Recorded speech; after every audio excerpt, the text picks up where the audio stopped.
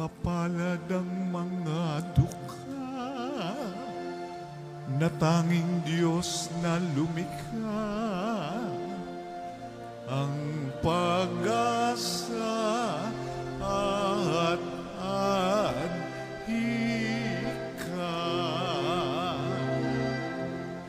Alleluia, alleluia.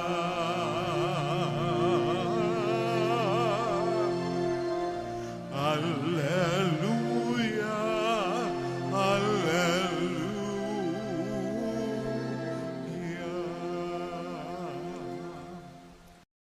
Ninyo ang Panginoon. At sumaiyo rin. Ang mabuting balita ng Panginoon ayon kay San Mateo. Papuri sa iyo, Panginoon.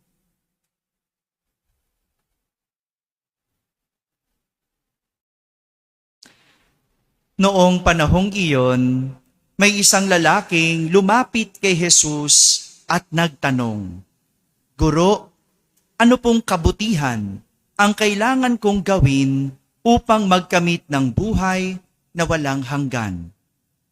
Sumagot si Jesus, "Bakit mo ako tinatanong kung ano ang mabuti? Iisa lamang ang mabuti. Kung ibig mong magkamit ng buhay, sundin mo ang mga utos." "Alin-alin po?" tanong niya.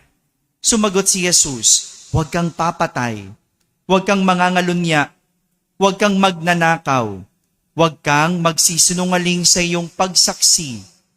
Igalang mo ang iyong ama at ina, at ibigin mo ang iyong kapwa gaya ng pag-ibig mo sa iyong sarili." Sinabi ng binata, "Tinutupad ko na po lahat iyan. Ano pa po ang dapat kong gawin?"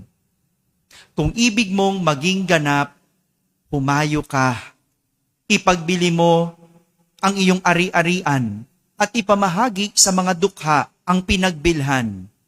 Kapag ginawa mo yan, magkakaroon ka ng kayamanan sa langit.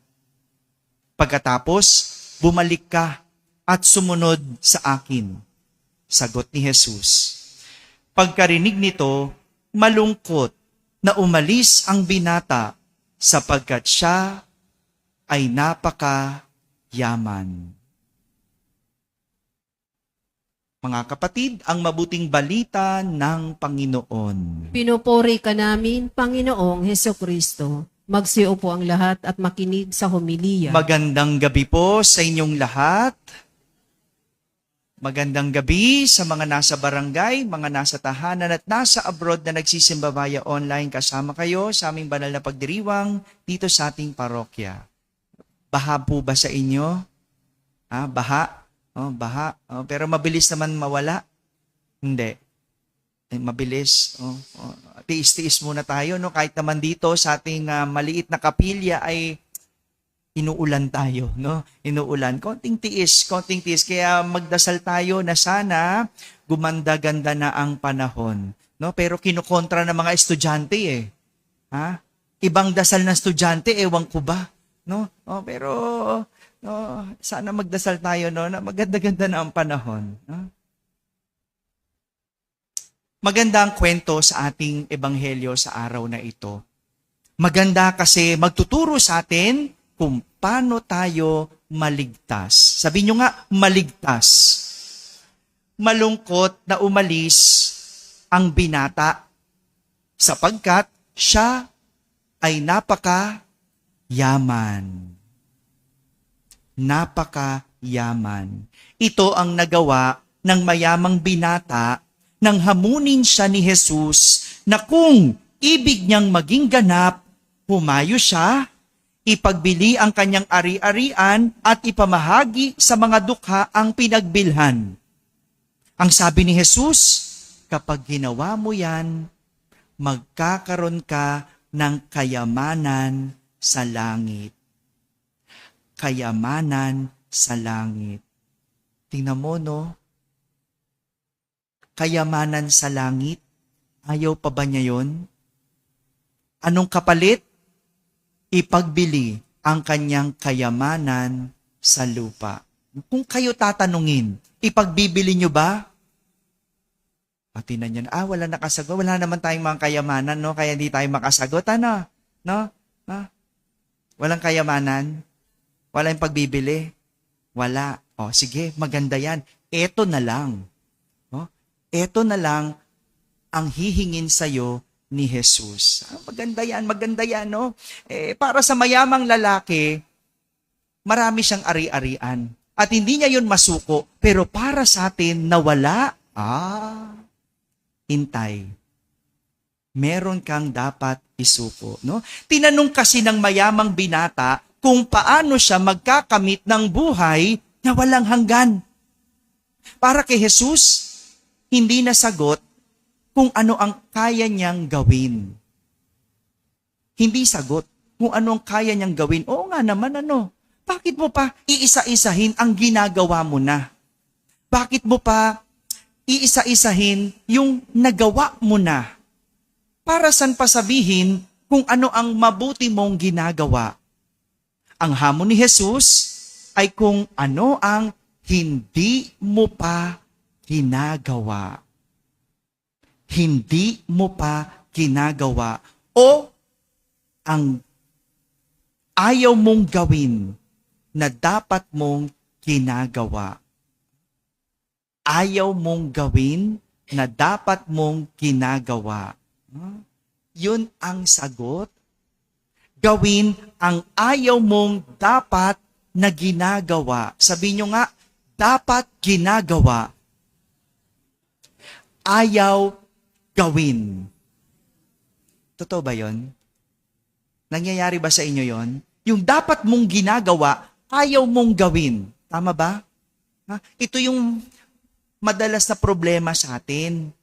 Kaya hindi natin makamit ang dapat nating makamtan, ay ayaw nating gawin ang dapat na ginagawa natin. Gusto mong magkaroon ng malusog na katawan. Tama? Pero, ba't ayaw magsalita? Tama? Pero ayaw mo mag-exercise. Gusto mo lang humilata. Tama? Ayaw mong piliin ang pagkain dahil anong gusto mo? Kainin ang kahit ano, kahit masama. Pero ayaw mong masabihan na mataba. Tama? Pag nagpicture, di ba? Titignan mo agad, mataba ako. Ay, burahin mo yan. Burahin mo yan. Di ba? Ganon sa atin, di ba? Pero pagdating sa kainan, ayaw mo naman magpaawat. Tama? Di ba? Gusto mo maging malusog pero bisyo ka ng bisyo. Pero ayaw mo magkasakit. Tama? Para makaahon sa buhay. Di ba? Gusto mo yumaman. Pero ayaw mong magtrabaho. Gusto mo tumambay lang. Pero ayaw mo maghirap. Pero gusto mo magaang ang buhay. Gusto mo yumaman, pero ayaw mong gumawa ng paraan. Ano ba talaga? Ang gulo, di ba? Gusto mo makatapos ng pag-aaral, pero ayaw mong pumasok. Gusto mo diploma, pero abang ka ng abang kung kailan walang pasok. Sana walang pasok. Sana walang pasok. Huwag ka na mag-enroll. Huwag ka na mag-enroll para kahit walang ulan, wala kang pasok. Tama? Bakit ka nag-aabang na walang pasok? Buboy. Ang gulo talaga, buboy, no?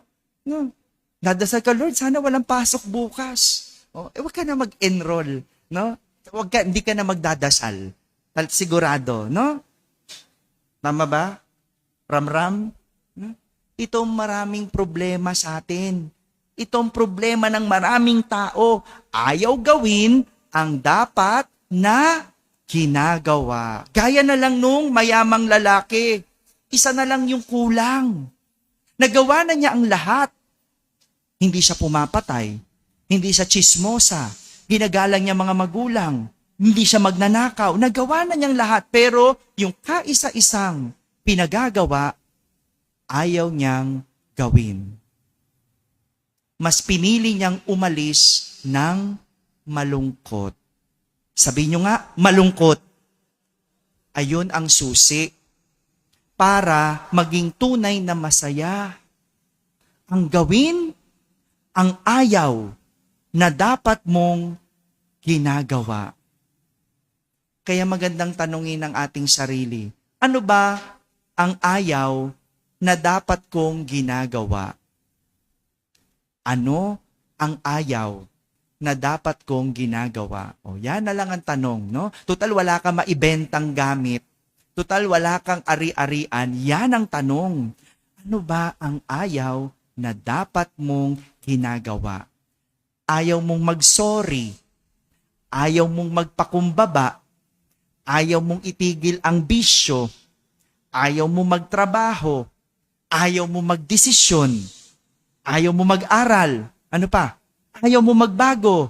Ayaw magpakabait. Ayaw mong magsimba. Di ba lahat ito ayaw mo, pero dapat mong gawin para tunay na maging masaya. Sorry lang pala, para maging masaya na kayo. Mag-aral pala, para maging masaya. Pagtanda. No? Magpakumbaba pala, para maganda ang relasyon. Magdesisyon, para maging umabago ang buhay. Mga kapatid, ganon din sa pananampalataya. Marami tayong ayaw gawin na dapat nating gawin. Kaya hindi natin makamit ang tunay na ligaya. Hanap tayo ng saya, pero hindi natin namamalayan, ang mga dapat nating gawin ay ayaw nating gawin. At ang tunay na magbibigay ng ligaya, yung ayaw nating gawin. Dahil ang ginagawa natin na hindi dapat ginagawa, ang siyang dahilan kaya tayo hindi makatagpo ng tunay na ligaya. Amen? Amen.